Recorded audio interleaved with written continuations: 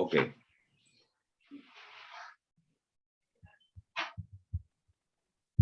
Bueno, comenzamos entonces este estudio. Hoy es, ¿qué fecha? 13 de marzo del 2022. Oh, Señor. 8 de la mañana. Sobre el Sermón del Monte. Y les pido que me acompañen con sus Biblias al Evangelio de Mateo. En el capítulo 5, vamos a ver primero el capítulo 4, desde los versículos 22 hasta el 25. Y dice así: y ellos, dejando al instante la barca y a su padre, le siguieron. Y recorrió Jesús toda Galilea, enseñando en las sinagogas de ellos y predicando el evangelio del reino y sanando toda enfermedad y toda dolencia en el pueblo. Y se difundió su fama por toda Siria.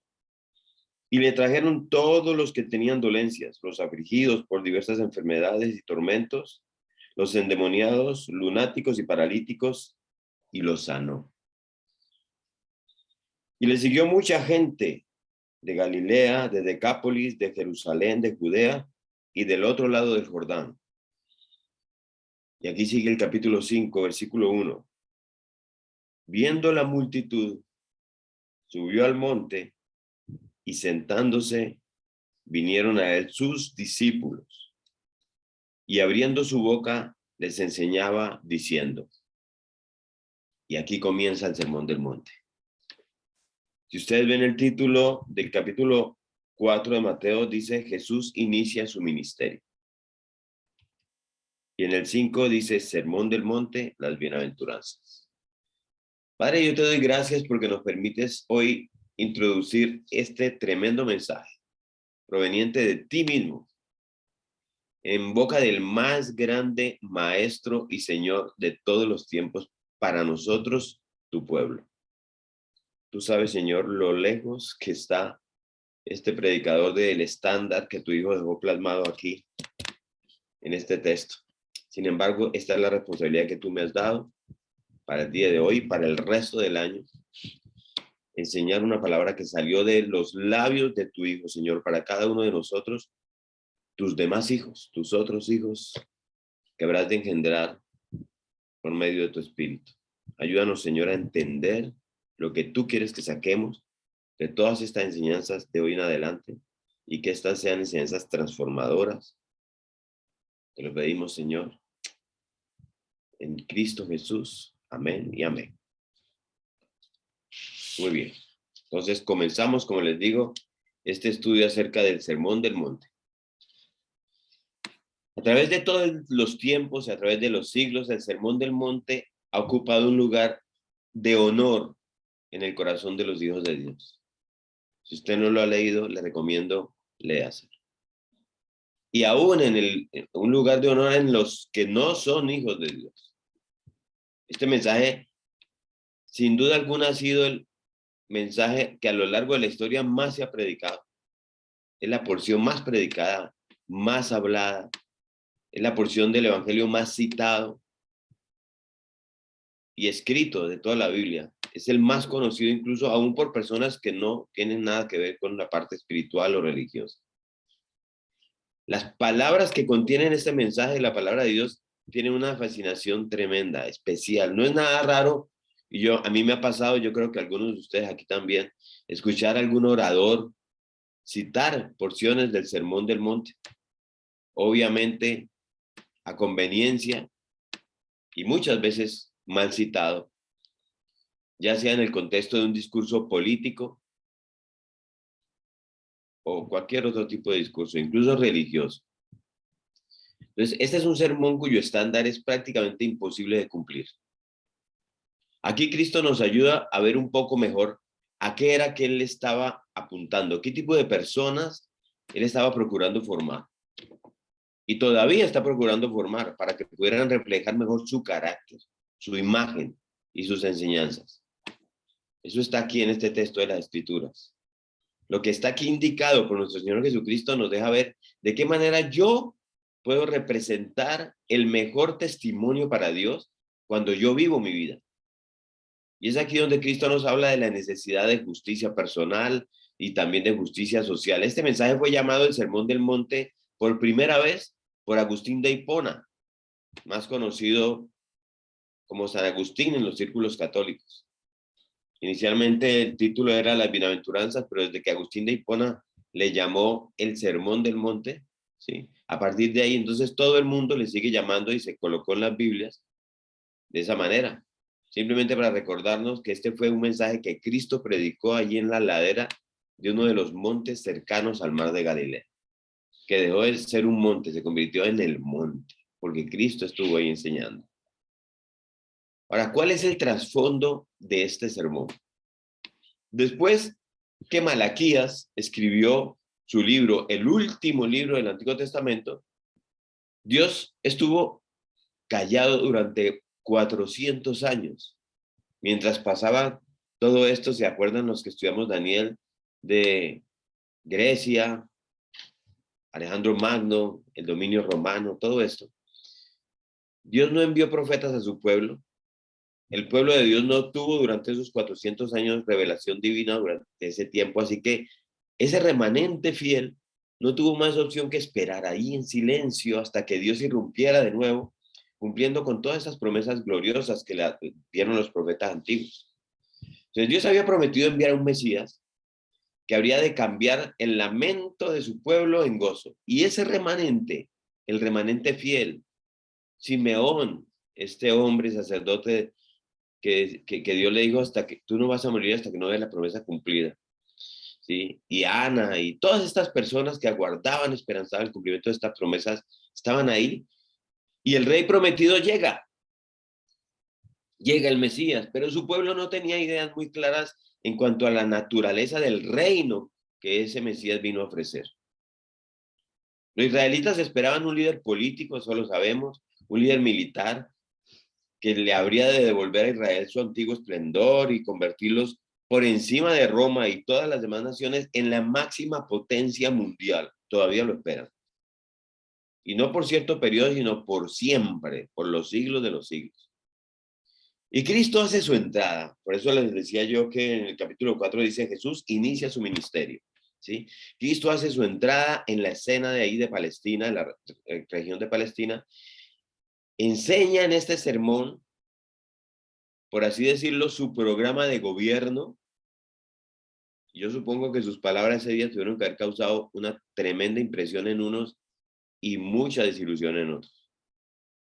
Porque los ideales contenidos ahí en el Sermón del Monte son totalmente contrarios a los ideales que albergaban muchos de los judíos en su corazón. El programa de gobierno de este Mesías era predominantemente espiritual, interno, antes que político y social. Aquí ustedes no van a ver nada sobre reformas sociales, sobre cambios radicales en el sistema económico, no. Cristo está primordialmente preocupado por lo que los hombres son y no por el sistema en el que los hombres viven. Entonces, en este reino, el reino de Dios, se exalta a esos que el mundo ignora y viceversa. Aquí son bienaventurados los pobres en espíritu, los mansos, los pacificadores, los que lloran, etc. El reino de Cristo está en total contraposición a la visión que el mundo tiene de las cosas. Lo que el mundo exalta, Cristo lo menosprecia. Lo que Cristo alaba, el mundo lo menosprecia.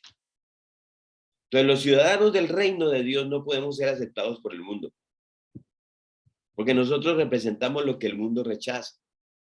Si usted ha caminado en el seguir las huellas de Cristo y ser como Él, usted se da cuenta que el mundo rechaza eso.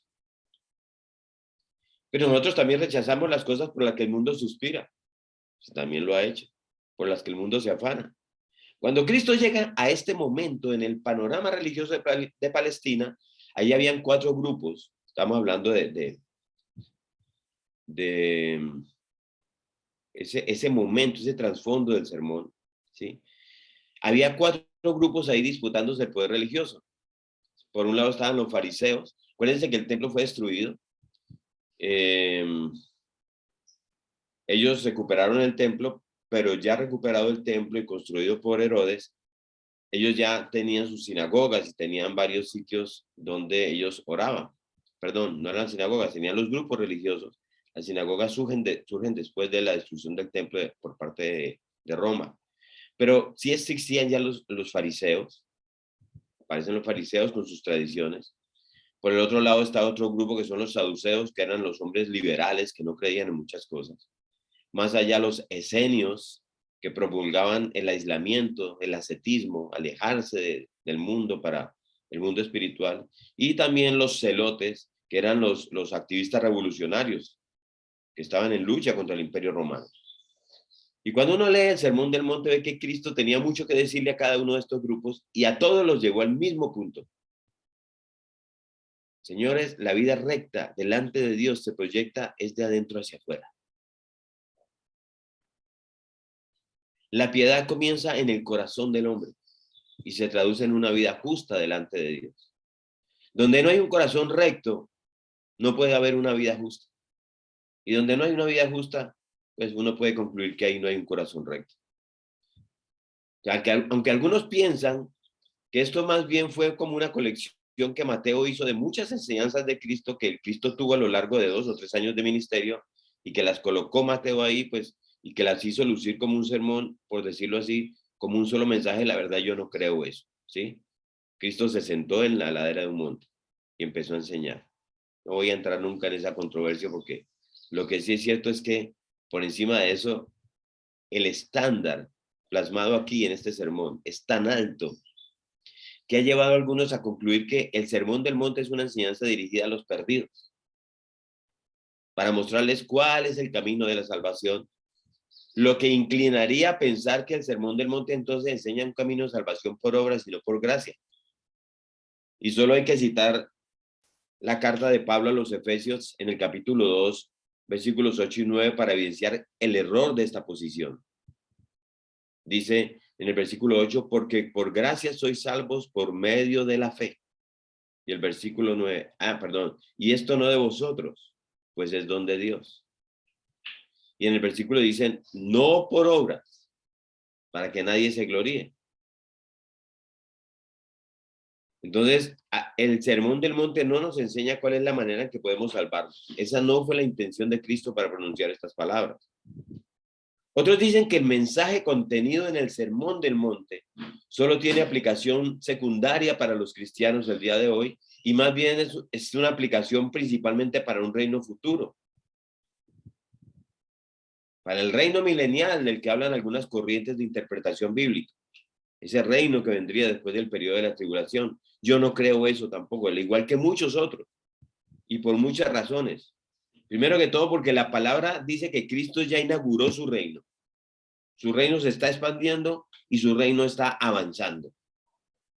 Y ese reino va a encontrar su máxima expresión en su segunda venida. Y escuchen cómo el mismo Cristo lo dijo en Lucas. Si ustedes me acompañan ahí, Lucas, un pasaje cortico, Lucas 17, el versículo 21. Dice así, ni dirán, bueno, vale, él es del 20. Preguntado por los fariseos cuándo había de venir el reino de Dios, le respondió y les dijo, el reino de Dios no vendrá con advertencia. Ni dirán, helo aquí o helo allí, porque he aquí que el reino de Dios está entre vosotros. Está. No dice, el reino de Dios estará entre vosotros. Está en este momento entre nosotros y se expande a lo largo de la tierra y va a encontrar su culminación con su segunda venida. Si este fuera un mensaje o un sermón para un tiempo futuro, ¿cómo nosotros vamos a aplicar una enseñanza como esta? Por ejemplo, la que aparece aquí en este texto que dice, vosotros sois la sal de la tierra. Ahí no dice, vosotros seréis, vosotros sois, dice. Ya, ahora, en el momento presente, vosotros sois lo que preserva la tierra. Eso está en este mensaje que es para el día de hoy. Entonces, si este mensaje no fuera para nuestra generación, ¿cómo yo voy a explicar una enseñanza que me dice, no juréis ni por la tierra ni por el cielo? ahí en Mateo 5, 34, 33. Yo no voy a estar jurando en el reino soberano de Cristo cuando Él regrese. Eso solamente tiene aplicación en un mundo caído como el nuestro, precisamente. Por la manera como nosotros vivimos. ¿Cómo yo explico, si esto fuera para un reino futuro, lo que dice Mateo 5, 23, 25? Que dice, por tanto, si traes tu ofrenda al altar y allí te acuerdas de que tu hermano tiene algo contra ti, deja allí tu ofrenda delante del altar y anda, reconcíliate primero con tu hermano y entonces ven y presenta tu ofrenda. Ponte de acuerdo con tu adversario pronto, entre tanto que estés con él en el camino, no sea que el adversario te entregue al juez y el juez al alguacil y seas echado en la cárcel. Eso está ahí en Mateo 5, en el Sermón del Monte. Eso yo no lo voy a vivir ni en un reino milenial que hubiera, ni en un reino soberano de Cristo en la tierra cuando Él regrese. Mi hermano no va a pecar contra mí en ese momento. Yo no voy a estar en la necesidad de reconciliarme con mi hermano, ni tener que ir a la cárcel, ni al alguacil, ni ante el juez. Eso no es para ese tiempo. Eso es para este tiempo presente. De modo que este mensaje que abarca los capítulos 5, 6 y 7 de Mateo es algo que Cristo predica para nuestra generación, para todas las generaciones, y que alcanza obviamente su mayor expresión y su mayor aplicación en un reino futuro, cuando Cristo lo instaure sobre la tierra. Ahora, lo que pasa es, y yo entiendo, que la razón por la que esta conclusión así la presentan algunos es que por lo imposible, no lo difícil, por lo imposible que es cumplir a cabalidad este mensaje que Cristo predicó en el Sermón del Monte. Y eso es lo que yo creo que ha creado esa posición y esa confusión. Pero lo difícil, lo imposible del mensaje jamás debe llevarnos a concluir que este mensaje de Cristo no es para nuestros días. Porque tendríamos que hacer lo mismo con muchos pasajes de las Escrituras. Por ejemplo, miren, la palabra de Dios me manda a mí a amar a mi esposa como Cristo ama a la iglesia. Eso para mí es una imposibilidad. Cristo amó a la iglesia con un corazón puro y el mío no lo es de este lado de la gloria. Ni lo va a hacer. Yo quisiera y yo lucho por eso, pero no lo será a la manera del corazón puro de Cristo. Ni de la manera incondicional como Cristo ama a la iglesia. Yo puedo luchar, yo estoy luchando para hacerlo de esa manera, pero nunca lo voy a lograr. Nunca voy a hacerlo como Cristo. Pero no sería nunca para el reino futuro. Porque cuando entremos en gloria, en ese reino de Cristo, para ese tiempo mi esposa, ya ella no será mi esposa. Entonces Cristo nos dice en este sermón, sed perfectos como vuestro Padre Celestial es perfecto. Ahí está en Mateo 5:48. Ese es el estándar de Dios. Tu estándar nunca ha sido menos que la perfección. Pero eso no nos dice, no nos lo dice para que lo hagamos en un reino futuro, sino que dice que lo hagamos toda la vida. Jesús ha legislado desde la perfección toda la vida. Y eso es lo que hace Pablo cuando Pablo termina concluyendo y dice, miserable de mí, ¿quién me librará de este cuerpo de muerte? ¿Por qué Pablo dice eso? Porque lo que yo quiero hacer, no hago. Y lo que no quiero hacer, eso termino haciendo. Por eso es que eso nos lleva a salir corriendo al pie de la cruz. Nos hace entender que la salvación es por gracia y no por obra, porque es un trabajo de Dios. Gran parte de nuestra lucha radica ahí en ese deseo, en esa intención, en esa motivación continua para complacer a un Dios por las obras. Cuando muchas veces nuestras mejores obras son como trapos de inmundicia, dice Isaías. Este sermón nos puede ayudar a cada uno de nosotros a entender mejor de qué se trata nuestra salvación, para dar una mejor respuesta a nuestro Dios por esa tan grande salvación. Entonces, muchachos, la vida del cristiano, sus luchas están caracterizadas principalmente por las cosas que el Señor dice en este texto. Lo vamos a ver durante este año. El cristiano es pobre en espíritu. El cristiano es pobre en espíritu, aun cuando tiene que luchar diariamente con su orgullo, aun cuando en ocasiones peca en ese sentido. Pero su andar se caracteriza por la humildad. Lo mismo que por la mansedumbre, lo mismo que por la compasión, etcétera, etcétera. Eso no significa perfección. El cristiano tiene una lucha diaria contra el pecado que aún mora en sus miembros. No podemos enseñar nunca que los cristianos pueden alcanzar la perfección en esta vida presente. Eso no. Pero tampoco tenemos que rebajar las demandas de santidad que Dios nos pide. Este sermón nos va a ayudar a evaluar lo genuino de nuestra fe. Si una persona no sabe lo que es luchar con sus corrupciones internas por vivir a la altura de lo que Cristo está diciendo aquí en este sermón, esa persona no es creyente, no es cristiana. Y no lo digo yo, son las palabras de Cristo. El Señor dijo en este sermón, si vuestra justicia no es mayor que la de los escribas y fariseos, no entrarás en el reino de los cielos. No entrarás. Entonces, es para el futuro, es para el presente. ¿Para quiénes está dirigido el sermón? Miren, mis hermanos, el texto lo enseña ahí clarito, versículo 1. Volvamos a Mateo 5, versículo 1. Viendo la multitud, subió al monte y sentándose vinieron a él sus discípulos. Y abriendo la boca les enseñaba diciendo, entonces, ahí hay dos grandes grupos que se reunieron ese día a escuchar al Señor. Primeramente estaban sus discípulos, aquellos que habían venido a él en arrepentimiento y fe. Ya habían venido, ya se habían arrepentido, ya tenían fe en él, porque Cristo ya había estado predicando desde antes. Esto viene siendo como en el segundo año del ministerio de Cristo realmente. Pero había muchos allí, dice, viendo la multitud. Había muchos allí que no habían experimentado ese verdadero arrepentimiento. Hombres y mujeres necesitados de salvación. Por eso al final del sermón, si usted lo ve allá, Cristo dice, entrad por la puerta estrecha porque ancha es la puerta y espacioso el camino que lleva a la perdición. Y muchos son los que entran por ella. Porque estrecha es la puerta y angosto el camino que lleva a la vida y pocos son los que la hallan. Eso está en Mateo 7, del 13 al 14. ¿A quién Cristo le estaba diciendo eso? A las personas que estaban allí y que aún no se habían arrepentido. Entonces, en cierto modo, es una situación parecida a la que tenemos hoy. Todos los domingos nosotros nos congregamos en la iglesia, nos congregamos aquí en la escuela y se le predica a cristianos que están aquí, que estamos aquí. Pero hay muchos en medio nuestro que aún no han conocido la gracia salvadora y a quienes tenemos que persuadir, como dice Pablo, para que vengan a Cristo en arrepentimiento y fe y que abracen este evangelio y que entren en el reino que Cristo predicó en este sermón. Entonces, esto es un gran mensaje. El sermón del monte es Cristo en su mejor momento. Es aquí donde la persona de Cristo, el Dios encarnado, la misión, la enseñanza de Cristo alcanza su grado más sublime, más claro, más específico, de mayor fuerza y de mayor autoridad para cada uno de nosotros.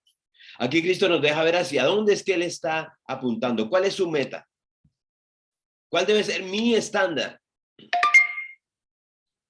¿Cuál debe ser mi estándar? Que cuando yo lo veo tan alto, yo lo veo tan inalcanzable. Eso ha sido la enseñanza del Sermón del Monte para mí. Eso es inalcanzable. Eso a mí me lleva obligatoriamente a un estado de humildad cada vez mejor, cada vez mayor, para que yo pueda ser bienaventurado, también cada vez en una proporción cada vez mayor. Desafortunadamente, yo creo que la mayoría de nuestro orgullo se debe precisamente a que nosotros desconocemos ese estándar. Por eso el Señor nos ha traído esta enseñanza para este año. O si lo conocemos, no lo entendemos. Y más bien vivimos comparándonos con los otros que consideramos que están por debajo de nosotros. Y nos sentimos superiores y los juzgamos, los criticamos, cuando en realidad lo que Cristo quisiera es que nosotros tuviéramos la actitud de ese hombre que está aquí expresado en este sermón, que Cristo nos dice que va delante de Dios y no se atreve ni siquiera a levantar la cabeza y dice, Señor, ten piedad de mí, un pecador. Cuando nosotros vemos al otro que está violentando el estándar de Dios, normalmente lo que hacemos es juzgar en nuestra mente y condenarlo. Cuando lo que debería ser en el mejor de los casos es bajar la cabeza a nosotros y decir, Señor, si no fuera por la gracia tuya, ahí estuviera yo, haciendo lo mismo.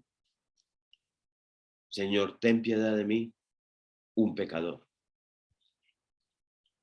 Pero no, nosotros no hacemos eso.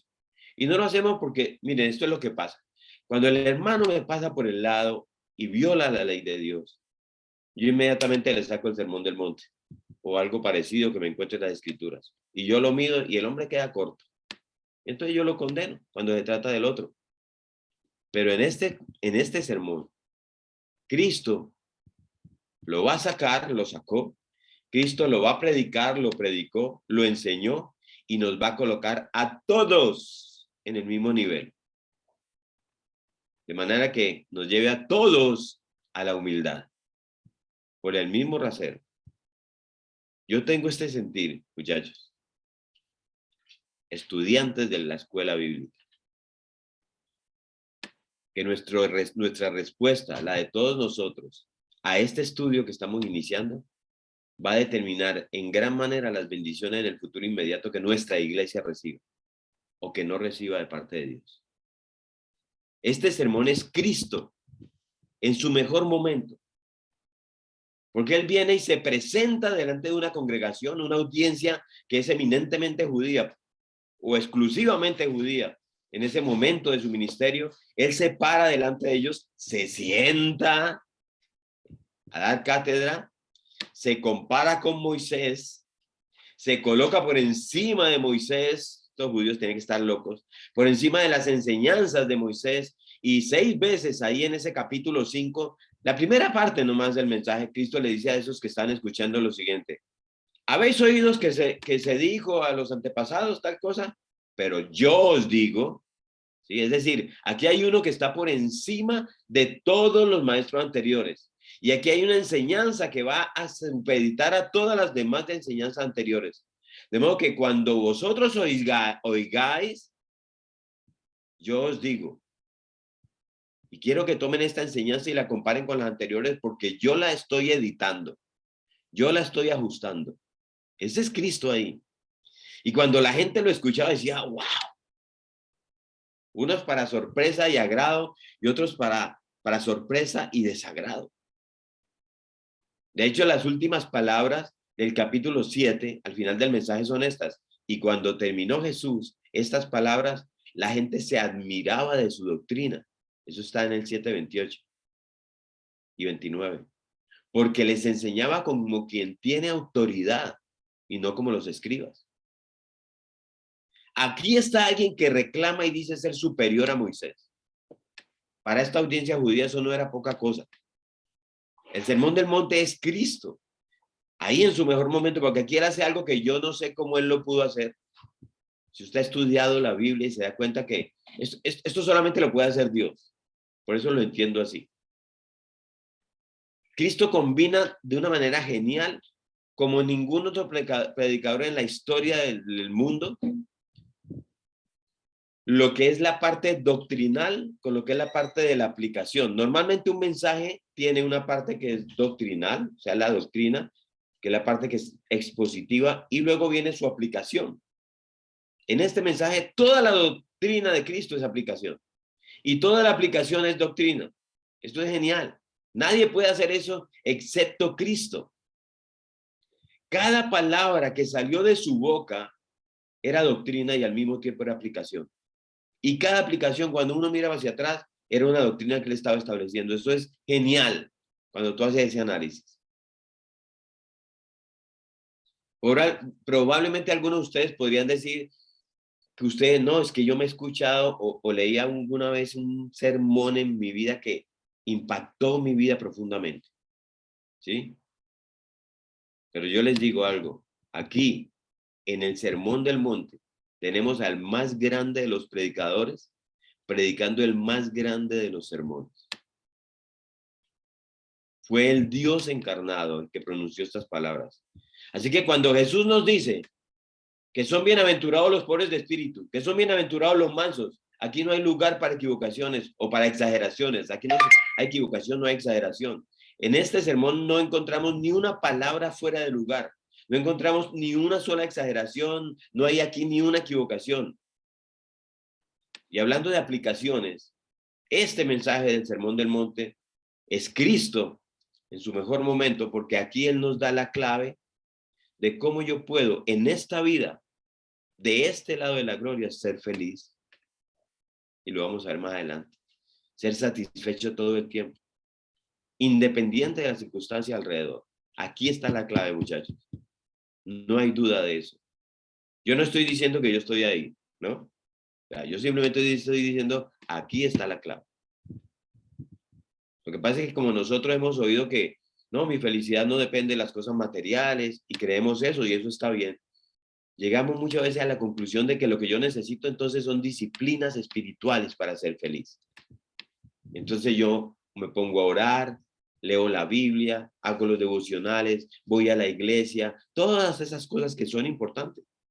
Pero resulta que hay mucha gente orando e infeliz. ¿Sí o no?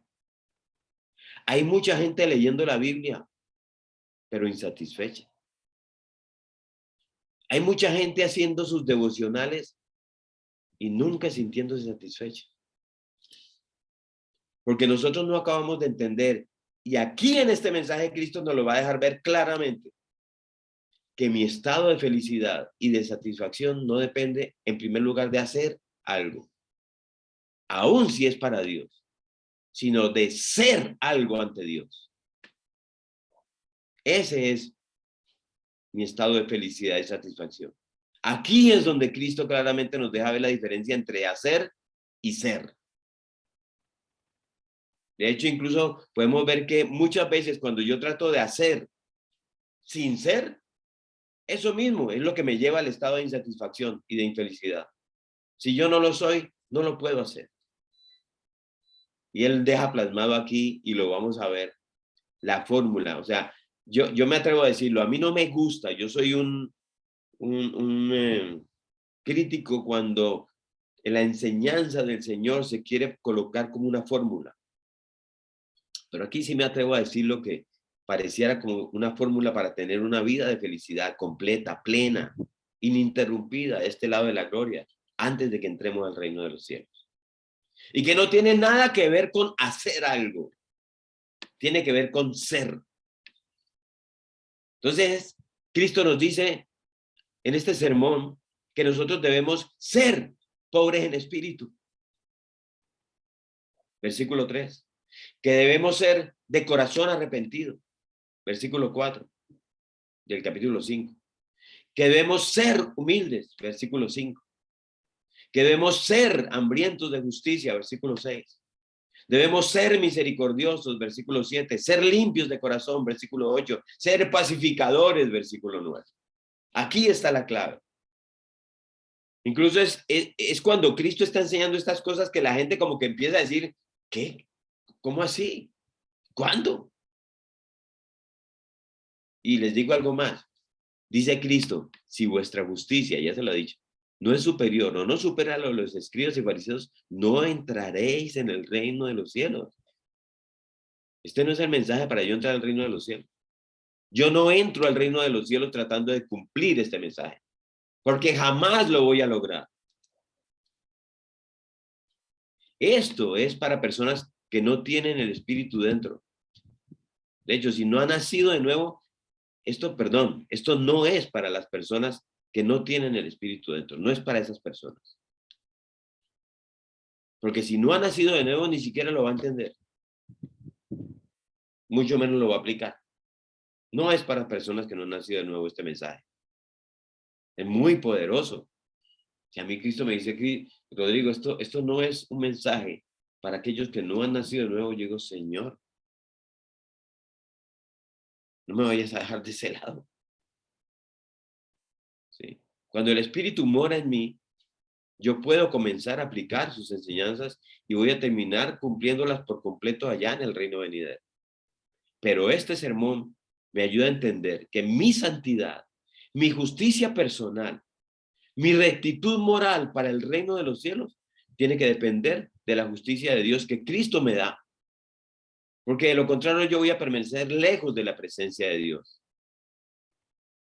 Nos enseñaba Dios en la charla de los hombres la semana pasada lo que significa estar en la presencia de Dios o lejos de la presencia de Dios. Entonces, este es el mensaje que mejor nos deja ver cuál es la diferencia que debe existir entre el cristiano y el que no es cristiano. Entre el mundo y el pueblo de Dios.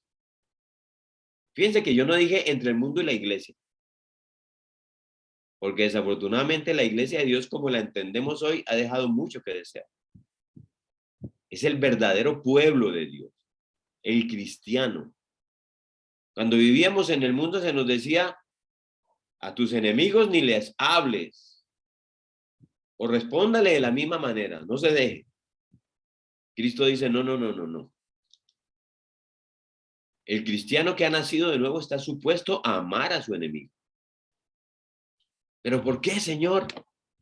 Porque este mensaje, cuando lo asimiles y lo pongas en práctica, es cuando mejor vas a reflejar mis enseñanzas, mi carácter, mis valores, mi imagen. Y detrás de qué tipo de ciudadano es que yo estoy para traerlo a mi reino. En este mensaje Cristo nos dice, fíjense en las oraciones de los religiosos. Cristo nos dice eso. Fíjense en las oraciones de los religiosos, que consisten en vanas repeticiones. Que no sea así entre ustedes. Entre ustedes debe haber una comunión íntima con vuestro Padre Celestial. Así que entra en tu aposento, cierra la puerta, enciérrate ahí con Dios, donde solamente Él sabe lo que está en tu corazón. Esto es tremendo. Cristo dice, ¿sabes qué? Mira a los paganos. ¿Cómo se preocupan por lo que han de comer, por lo que han de vestir, por lo que han de tener en el día de mañana? Ustedes no.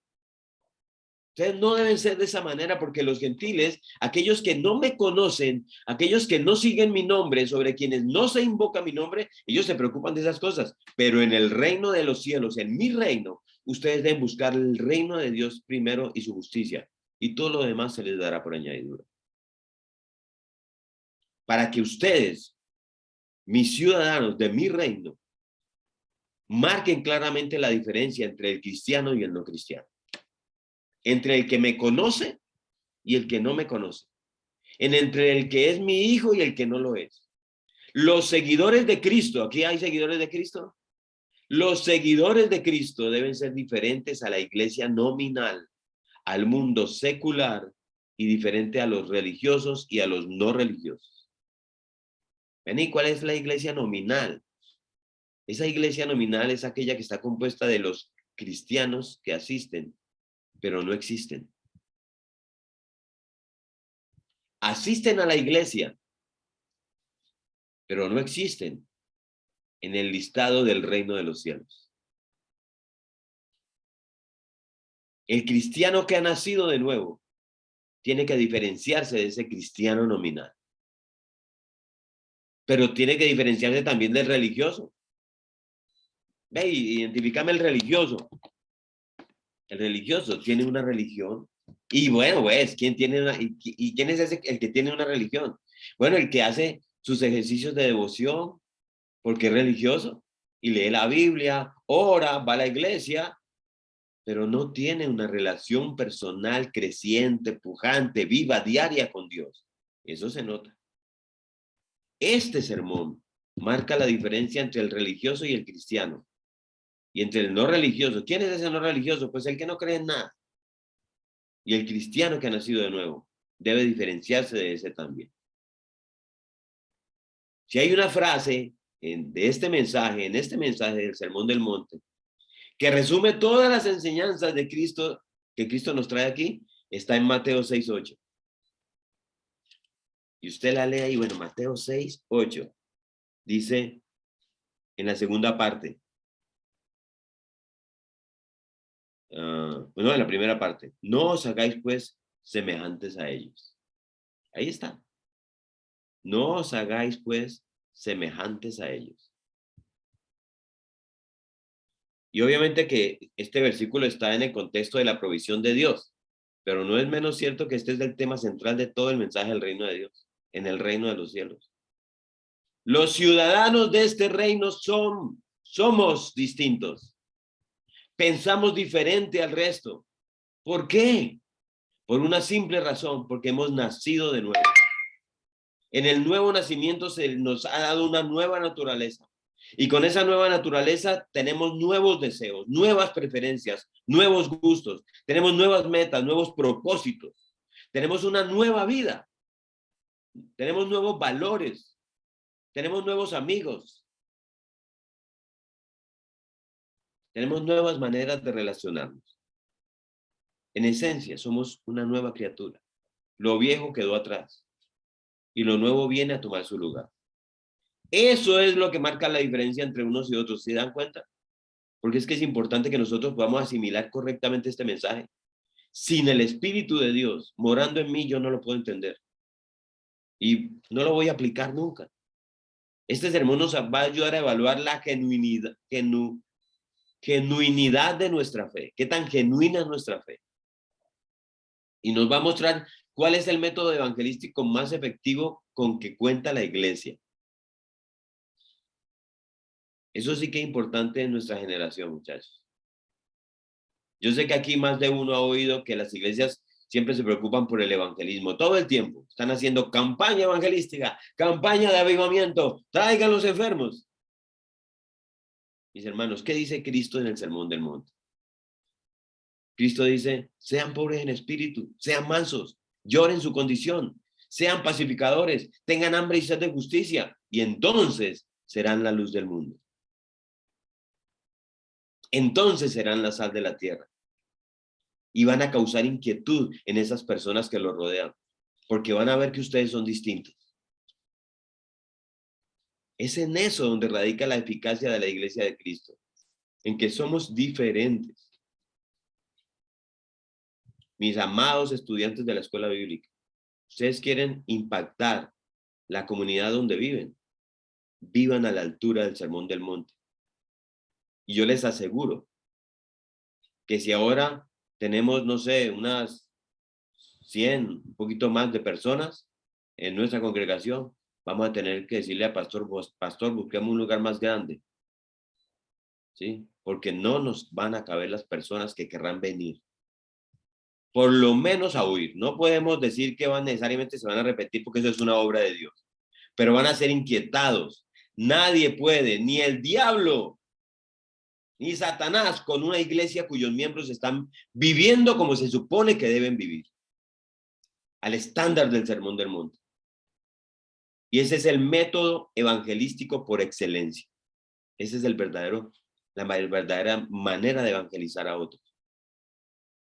¿Qué nos dice a nosotros el apóstol Pedro? Pedro dice, estad siempre preparados para presentar defensa con mansedumbre y reverencia ante todo el que os demande razón de la esperanza que hay en vosotros. Estén listos y presenten esa defensa con mansedumbre, con reverencia. Cuando alguien les diga, bueno, ¿cuál es tu esperanza? ¿De qué se trata lo tuyo? Pero yo me pregunto si un impío, un pecador, un perdido, ve en una persona que profesa ser cristiana las mismas inquietudes que él tiene, el mismo amor por el mundo, las mismas ansiedades por las cosas materiales. ¿Ustedes creen que esa persona le pregunta a este cristiano por la supuesta esperanza que él tiene? Pedro está suponiendo en ese texto que él dice que los cristianos vivimos con nuestros ojos puestos en las cosas de arriba, donde está Cristo sentado a la diestra de Dios. Y que para las personas que nos rodean va a ser muy evidente que nuestro corazón no pertenece aquí, que nuestro reino no es de este mundo. Y cuando los inconversos ven eso, entonces van a preguntar y debemos estar preparados para presentar defensa. O van a cuestionar, o nos van a juzgar. Y Pedro dice, estén siempre preparados para presentar defensa con mansedumbre, con reverencia a todo el que os demande. Muchos quisieran ver a sus familiares aquí convertidos a Cristo. Pero tristemente son esas mismas personas las que arrastran a sus familiares al infierno. Son ellos mismos, con su falta de humildad, con su falta de mansedumbre, porque son personas con una boca dura y no tienen misericordia. La ley de misericordia no está ahí en sus labios. Son personas que se airan con facilidad, no dominan sus pasiones, no tienen un espíritu amable, gentileza, y aún así quieren que sus familiares vengan aquí a escuchar la palabra. No, eso no, mis hermanos, eso no es lo que Cristo está diciendo en este sermón. Él dice, si sois pobres de espíritu, mansos, humildes, pacificadores. Seréis la luz del mundo, seréis la sal de la tierra. Ustedes van a causar sed en las personas que los rodean. Ese es el método evangelístico por excelencia. ¿Y cuál es la porción de este sermón más conocida de estos 3 capítulos? ¿Cuál es la porción que prácticamente todo creyente, todo el mundo creyente y el mundo no creyente, por lo menos en Occidente, ha escuchado? ¿Cómo se llama la porción más conocida de este sermón? Las bienaventuranzas. Es una palabra clave. ¿Por qué esas bienaventuranzas? Aquí la palabra es Macarios, del griego Macario, para bienaventurados. Esta palabra nos dice 2 cosas. ¿De qué manera yo puedo ser feliz, satisfecho todo el tiempo en esta vida, antes de entrar en gloria? Y yo quisiera saber si hay alguien aquí que pueda levantar la mano que no quiere ser feliz ni satisfecho todo el tiempo, para ponerlo en un régimen en un cuidado especial. Usted y yo queremos ser felices todo el tiempo, mi hermano. Cristo dice en este sermón, te doy la clave. Y no solamente te doy la clave, te doy el poder. Y lo pongo dentro de ti para que lo seas. Y no depende absolutamente de nada de lo que está alrededor tuyo ni de lo que tienes que hacer. Depende exclusivamente de una cosa que seas. Y vamos a hablar de eso en un momento, para que seas feliz, satisfecho todo el tiempo en mí, independiente del resto de tu entorno. Este mensaje del Sermón del Monte. Y en un segundo lugar, Cristo nos da estas bienaventuranzas, la clave para aquellos que son verdaderamente bendecidos por Dios. Yo entendí alguna vez que ser bienaventurado, que dice, ¿qué significa? Y la gente dice, significa ser feliz, ser dichoso, ser bendecido. Sí, todo eso es cierto. Pero para mí ser bienaventurado es tener los ojos de Dios sobre ti. ¿Cuántos de los que estamos aquí no quisiéramos tener las mejores bendiciones de Dios? Todo el mundo quisiera. Y Cristo dice, te doy la clave, te doy el poder para que tengas mis mejores bendiciones. Y te las doy en un solo mensaje. Cristo nos deja ver clarito, clarito, que nuestro grado de felicidad, nuestro gozo y nuestra satisfacción depende primariamente, de algo que yo soy o de algo que yo no soy en Dios. Es por eso que esto puede transformar toda la iglesia, mis amados. La palabra Macarios, que es griega, es una combinación, es una palabra muy rica que tiene una combinación de matices, porque Macarios puede ser traducido perfectamente como feliz. De modo que cuando tú eres Macarios, bienaventurado, tú eres una persona feliz, tú eres una persona satisfecha y tú eres una persona bendecida. Y Cristo comienza a decir, felices, bendecidos y satisfechos son aquellos. Cuando Él dice, bienaventurados, Él está diciendo, felices, bendecidos, satisfechos son aquellos que... Y nos comienza a mostrar con claridad que mi felicidad depende primordialmente de nuestro grado de humildad, de cuán misericordioso nosotros somos o no, de cuán limpio de corazón yo soy, o de cuánto o no yo soy un pacificador, de cuánto yo tengo un corazón arrepentido, de cuánta hambre y sed de justicia yo verdaderamente tengo. Y se lo voy a decir en otras palabras para nuestro lenguaje actual, sin cambiar ni alterar lo más mínimo lo que Cristo dijo, simplemente cambiándole una palabrita. Y le leo 3 o 4 de ellos. Felices los humildes. Felices los misericordiosos. Felices los limpios de corazón. Felices los pacificadores, ¿sí ven? Fíjense que Cristo no está diciendo, felices los que trabajan para mí en mi reino. No, yo puedo trabajar para Él.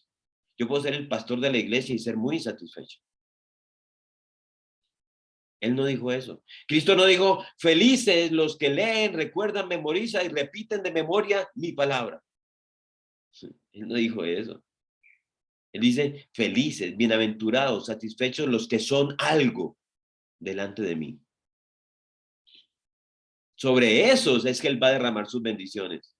Y entonces ahora serán felices, satisfechos y bendecidos. Y les voy a ilustrar un par de cosas. ¿Qué es lo opuesto de la humildad? Porque felices son los humildes. Entonces, ¿qué es lo opuesto a la humildad? ese orgullo, que es el que se ofende. Y cuando el orgullo se ofende, se amarga y se resiente. Y ahora ese corazón resentido, producto de un orgullo que estaba en el corazón, para donde quiera que va, se va amargado con él. Así por ahí usted lo ve riéndose, es una persona amargada. Él no es feliz, él no está satisfecho y mucho menos bendecido. Su orgullo no se lo permite. Bendecidos, felices y misericordiosos.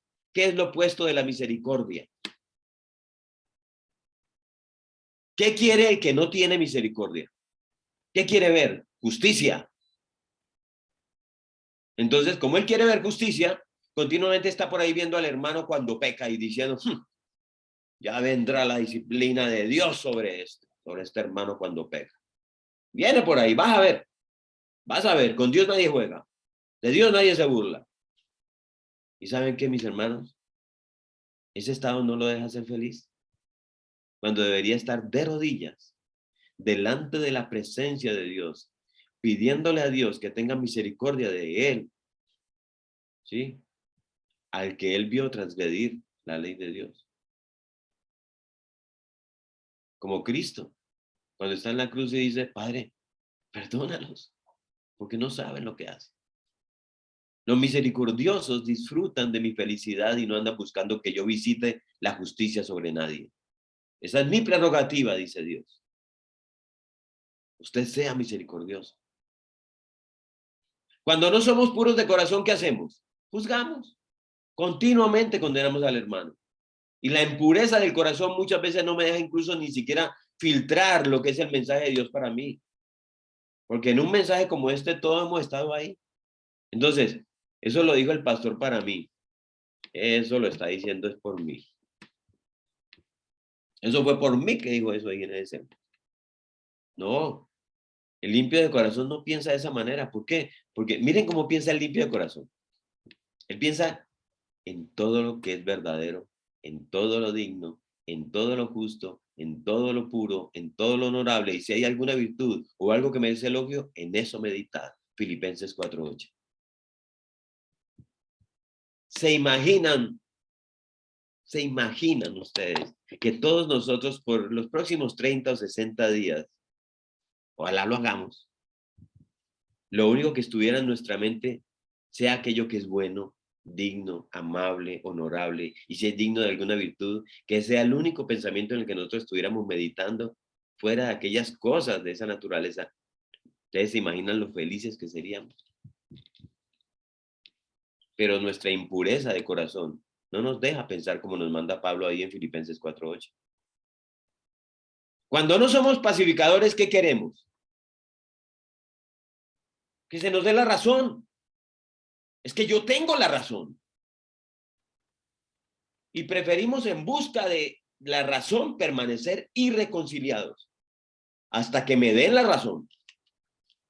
Y esa irreconciliación, y se lo riego a todo el mundo, es que yo tengo la razón. Pero mira, no, puede ser lo que sea, pero yo tengo la razón. Y en busca de eso permanecemos irreconciliados, en estado de guerra interna. Eso no me permite ser feliz. Cuando Cristo dice, felices los pacificadores, aquellos que aman la reconciliación, que la buscan, aquellos que hacen lo indecible para reconciliarse ante mi presencia, esos son benditos, esos son felices. A esos, miren, a esos nada, eso es lo que Cristo me está diciendo a mí. A esos nada ni nadie les puede arrebatar el gozo que yo he puesto en ellos. Porque es algo profundo, es algo interno que no depende de lo externo. De hecho, esa palabra Macarios en el griego secular, en el que se hablaba en esa época, era aplicada a los dioses de ellos. ¿Por qué? Porque el hombre secular entendía que los dioses allá arriba estaban en otra dimensión, tenían una felicidad y un gozo que la gente de aquí abajo, ni las circunstancias de aquí abajo los podían tocar. De modo que cuando Cristo dice Macarios, bienaventurados aquellos que son de esta manera, él está diciendo, bienaventurados son porque las circunstancias de aquí abajo no los pueden robar su estado de gozo y su satisfacción. Porque esa macariedad, si se puede decir así, esa macariedad no se la produjo nada de aquí abajo. sino de allá arriba. Y como lo de allá arriba no se les ha ido, entonces él permanece aquí, macarios, bienaventurados, feliz, gozoso, satisfecho, bendecido. Entonces, con esa idea en mente, mis hermanos, Dios nos dice, aquellos que son así, entonces van a recibir las mejores de mis bendiciones. Y entonces se completa la palabra Macarios, que significa feliz, satisfecho y bendito. Vení, pero vos dijiste que esto se iba a completar realmente era en el futuro reino venidero, ¿sí? En parte sí. Y de este lado de la gloria, no siendo Cristo, porque es que es Cristo. Yo conozco un hombre del que Dios me ha hablado, que ni las cárceles, ni las persecuciones, ni los naufragios, ni los látigos, ni el hambre, ni la desnudez, ni la soledad, ni el abandono de sus amigos, ni las murmuraciones, ni las críticas, ni ninguna otra cosa que haya experimentado mi hermano Pablo, pudo quitarle el gozo y la satisfacción continua que él experimentó. ¿Quieren oírlo de parte de su propia pluma? Vámonos a 2 Corintios 6.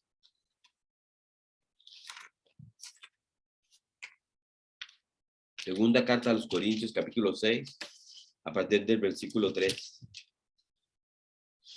Y acompáñenme ahí. Hoy no lo voy a poner a leer, voy a leerlo yo. No damos a nadie ninguna ocasión de tropiezo para que nuestro ministerio no sea vituperado. Antes bien, nos recomendamos en todo como ministros de Dios, en mucha paciencia. Mucha paciencia, Pablo. ¿Por qué paciencia? En tribulación, en necesidad, en angustias, en azotes, en cárceles, en tumultos, en trabajos, en desvelos, en ayunos, en pureza, en ciencia, en longanimidad, en bondad, en el Espíritu Santo, en amor sincero, en palabra de verdad, en poder de Dios con armas de justicia a diestra y siniestra, por honra y por deshonra, por mala fama y por buena fama, como engañadores, pero veraces, como desconocidos, pero bien conocidos, como moribundos, mas he aquí vivimos, como castigados, mas no muertos, como entristecidos, mas siempre gozosos, como pobres, mas enriqueciendo a muchos, como no teniendo nada más, poseyéndolo todo. ¿Cómo lo hiciste, Pablo? Este fue un hombre humilde, misericordioso, un hombre amante de la reconciliación, porque él era un gran pacificador, un hombre con hambre y sed de justicia. ¿Sí lo ven ahí? Un hombre pobre en espíritu. Así fue como Pablo lo hizo. Y él decía, no es que yo ya he llegado, sino que estoy ahí, pero prosigo hacia la meta. Eso es lo que nosotros tenemos que hacer. Nosotros no hemos llegado. Y los que algo hacemos y trabajamos en lo que el Sermón del Monte nos enseña, tenemos que proseguir hacia la meta. Porque bienaventurado es el hombre que puede hablar de esa forma. Porque si se dan cuenta ahora que en medio de las peores circunstancias se puede ser feliz, se puede ser bienaventurado, se puede ser satisfecho. Mientras yo más poseo las características del Sermón del Monte, menos mis situaciones, las aflicciones de este mundo que Dios me dice las vas a tener, menos me afectan. Mientras más yo poseo ese carácter descrito aquí en el Sermón del Monte, más riqueza espiritual yo experimento y yo poseo. Materialmente yo no necesito nada para sentirme completo.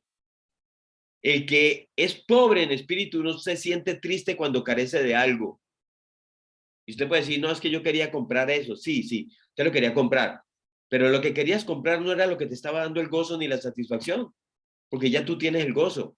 Y estando en ese gozo, pues querías comprar eso. Ahora, si no lo puedes comprar, pues eso no va a cambiar absolutamente nada a mi estado interior de cómo yo me siento.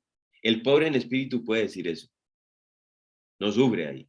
El humilde no pierde el gozo cuando él no es reconocido. ¿Por qué? Porque él no andaba buscando reconocimiento. Eso a él no le pasó por la mente. Es más, él sabe que su recompensa será grande en el cielo. Y su patria no es esta, es otra, que aún está por verse. El misericordioso no pierde su felicidad cuando otros pecan contra él. El misericordioso no pierde su felicidad cuando otros pecan contra él. ¿Saben por qué? Porque les perdona. Y de hecho, si el tipo o ella es muy misericordiosa o él es muy misericordioso, de pronto hasta ni tiene que perdonarlo porque no se ofende, no se hiere. El limpio de corazón no pierde su motivación cuando las circunstancias a tu alrededor no llenan sus expectativas. ¿Por qué? Porque él sabe que eso jamás va a ocurrir de este lado de la gloria. Que sus expectativas solamente pueden ser llenadas en el reino de los cielos, en primer lugar. Y en segundo lugar, como esa persona es humilde de corazón, sabe que muchas de esas expectativas son hasta pecaminosas y erróneas. Yo no estoy ahí, les digo, pero yo quiero estar, yo quiero por lo menos llegar donde Pablo llegó. Esos son los macarios, esos son los bienaventurados. Y es interesante porque en el concepto hebreo, esta es una palabra también cargada, llena de significado, tiene mucho peso, ¿sí? En la Septuaginta, que es la traducción que se hizo, la primera traducción que se hizo al griego del hebreo, la palabra traducida en la Septuaginta como Macarios es una palabra hebrea que es como Esher, una cosa así es, Esher, ¿sí? Y Esher es una condición especial de aquellos que han sido bendecidos por Dios, de aquellos que han recibido la aprobación de Dios. Esos son Esher, ¿sí? Mientras más yo poseo estas características que Cristo describe en el Sermón del Monte, más aprobación de Dios yo tengo. Nosotros tenemos una búsqueda insaciable, continua, insatisfecha que queremos sentir. Nosotros queremos sentirnos aprobados por Dios, por lo menos yo. Y a veces la manera como tratamos de sentirnos aprobados por Dios es haciendo cosas para Dios. Que eso no está mal, ¿no? Pero Dios dice, eso no es lo que te garantiza mi aprobación, mi amado. Lo que te garantiza mi aprobación, si tú quieres verdaderamente ser Macarios, o Esher, o bienaventurado, en griego, en hebreo, como sea, no importa, en cualquier lenguaje, es que tú necesitas ser misericordioso, necesitas ser humilde, necesitas ser pobre de espíritu, tú necesitas ser un pacificador, tú necesitas ser alguien que es amante de la justicia. Y Dios dice, cuando seas así, hijo mío, hija mía, cuando seas así, no cuando hagas asá, sino cuando seas así, serás feliz, satisfecho, bienaventurado, y yo derramaré abundantes misericordias y bendiciones sobre ti. De hecho, derramaré las mejores de mis bendiciones sobre tu vida. ¡Wow! Esa es la bienaventuranza que vamos a estudiar este año. Bueno, ¿y por dónde comienzo? Señor, dime, ¿por dónde? Bueno, por donde siempre comienzo, reconociendo que yo no estoy ahí. Sencillo. Yo no estoy ahí. Perdóname, Señor, y enséñame todas las veces, durante todo el día, mientras tenga vida, donde yo me quedo corto en este estándar tuyo, para volver a luchar, para hacerlo mejor la próxima vez. Miren, hay unos pasajes rápidamente de cómo el salmista vio cómo él es bienaventurado y bendecido. Lo que le voy a leer ahora es cómo el salmista, ¿sí?, expresa que su condición de sentirse bienaventurado nunca tuvo nada que ver con nada externo que estuviera pasándole a él. O que él tuviera, o que no tuviera, o que él careciera, o que tuviera, o no, no, o que dependía exclusivamente. Eso solamente es algo que depende exclusivamente de su relación con Dios. En el Antiguo Testamento también hay sus bienaventuranzas. Ahí no las llaman bienaventuranzas algunas veces, ¿sí? No están agrupadas unas detrás de las otras como hizo Mateo, pero hay como 46 bienaventuranzas y 26 de esas están en los Salmos. Y obviamente no tenemos tiempo para leerlas todas, pero les voy a leer una. Me silencié, pero aquí estoy otra vez, ¿sí? Les voy a leer una buena presentación de estas bienaventuranzas. Salmo 1:1. Bienaventurado el varón que no anduvo en consejo de malos, ni estuvo en camino de pecadores, ni en silla de escarnecedores se ha sentado. O sea, primera condición de que el que recibe bendición evita el pecado, hermano. No estuvo en camino de pecadores, evita el pecado. Salmo 2:12. Bienaventurados todos los que en él confían. O como dicen otras traducciones, bienaventurados todos los que en él se refugian. Salte al Salmo 32:1. Bienaventurado aquel cuya transgresión ha sido perdonada y cubierto su pecado. Una vez yo soy perdonado, considérese bendecido, hermano. Salmo 32:2, ahí seguidito. Bienaventurado el hombre a quien Jehová no culpa de iniquidad y en cuyo espíritu no hay engaño. Salte al Salmo 34:8. Dichoso el hombre que confía en él, en Dios. Váyase al Salmo 65, versículo 4. Bienaventurado el que tú escogieres y atrajeres hacia ti. Amén, Señor. Para que habite en tus atrios. Seremos saciados del bien de tu casa, tu santo templo. Qué bendecido, qué feliz y qué satisfecho debe ser aquel al que quien tú escojas. Y luego tú lo acerques a ti, porque cuando estemos allí morando en tu casa, tú nos saciarás de todo bien, con todo bien. Váyase al Salmo 84:4. Bienaventurados los que habitan en tu casa, perpetuamente te alabarán. Alaba usted al Señor. Y el que sigue, el 84:5. Bienaventurado el hombre que tiene en ti sus fuerzas y en cuyo corazón están tus caminos. Y más allá, en el versículo 12 de este mismo capítulo 84, Salmo 84, versículo 12, dichoso el hombre que en ti confía. Y el Salmo 144, váyase para allá, ya casi terminando los salmos. Salmo 144, versículo 15. Bienaventurado el pueblo que tiene eso. Bienaventurado el pueblo cuyo Dios es Jehová. Y cada vez que yo leí esta palabra bienaventurado, ahí usted podía haber colocado felices son, satisfechos son. ¿Y si se dieron cuenta que nada tenía que ver con las condiciones de este mundo, sino con su confianza en Dios, con su esperanza en Dios, con refugiarse en Dios, con tener a Dios por Señor, con tener su pecado perdonado, con haber experimentado la misericordia y el perdón de Dios, con haberse alejado del pecado? Este mensaje tiene el potencial, mis amados. Escúchenme esto. Este mensaje que vamos a estudiar durante todo este año tiene el potencial de cambiar esta iglesia por completo, empezando por nosotros, los que estamos aquí hoy reunidos. Pero la manera como lo hace es cambiándonos personalmente, uno a uno, así por completo.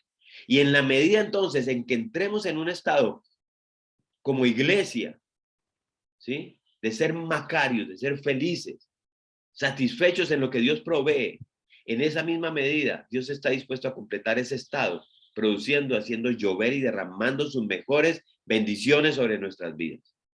Si tú eres un hijo de Dios, tú tienes la clave, mi hermano. Si tú eres un hijo de Dios, tú tienes el poder dentro de ti. No es en tus fuerzas, no es en tu carne, sino en el Espíritu de Dios que mora en nosotros. ¿Cómo lo hago, Señor? Pregunto. Yo no tengo que rendirme por completo, perdón, yo tengo que rendirme por completo a la acción de su Espíritu. Tengo que rendirme a mí, a mi carne, ¿sí? Y rendirme por completo a la acción de su Espíritu. Y reconocer entonces que las circunstancias alrededor, pues son las que Dios me envía. Y Él lo hace a propósito y lo hace con propósito para producir esas condiciones en mí, condiciones que yo no tengo. De modo que cuando Dios dice, miren esto, bienaventurados los pacificadores, y luego nos dice, amad a vuestros enemigos. Él me manda 2 o 3 enemigos para que yo vaya practicando y para que vaya desarrollando el carácter de pacificador, ¿sí o no? Porque mi hermano, mire, yo no voy a desarrollar ese carácter. Es al enemigo, ¿sí? Trayéndome ese enemigo y así sucesivamente. De modo que démosle la bienvenida a estas cosas que Dios orquesta a nuestro alrededor, porque ellas son las que producen ese carácter del Sermón del Monte. Que tú y yo queremos, yo supongo que usted las va a querer. ¿sí? Para finalmente sentirnos felices, satisfechos y bendecidos. Mis hermanos, que Dios nos ayude a lo largo de este estudio, dándonos corazones receptivos a su palabra y una voluntad dispuesta para la obediencia. Yo les aseguro que si esa es nuestra disposición, en diciembre de este año, eso queda grabado, en diciembre de este año, esta iglesia no va a ser la misma. Amén. Y muchos que hoy están por ahí apáticos y dormidos, los vamos a ver como trofeos de la gracia de Dios, dándole la gloria a nuestro Dios por su estilo de vida, el de ustedes, el nuestro y el de ellos. Vamos a orar. Vamos a pedirle a Dios que pueda bendecir estas enseñanzas a lo largo de este año. Señor, Padre Santo, Dios Todopoderoso, Jehová de los ejércitos, gracias por tu palabra, Señor. Gracias porque esa palabra es lámpara a nuestros pies y es lumbrera a nuestro camino. Gracias, Dios, por estas palabras que Cristo pronunció ese día. Y gracias por haber inspirado a Mateo para que las escribiera palabra por palabra en su evangelio, Señor. Hoy podemos y estamos disfrutando de esas cosas. Ahora yo te suplico, Dios, todos nosotros te suplicamos desde nuestro corazón, Señor, que nos ayudes. No solamente a deleitarnos escuchando estas cosas, sino viviendo conforme a ellas. Señor, bendice, Señor, Padre nuestro, bendice la iglesia Jesucristo vive hoy, Valle del Libia, en el contexto de la predicación de este estudio que hacemos ya. Ayúdanos, Padre, para que podamos ver con nuestros ojos un verdadero avivamiento en la vida de piedad de nuestros hermanos. Y ahora, Padre, permaneciendo aún aquí en nuestros hogares, regálanos más el deseo de volver aquí para seguir adorando en el servicio de las 10, tu santo y precioso nombre, en el nombre de Jesús. Amén y amén. Amén. Amén. Pastor. Amén, amén. Gracias, pastor. Pastor.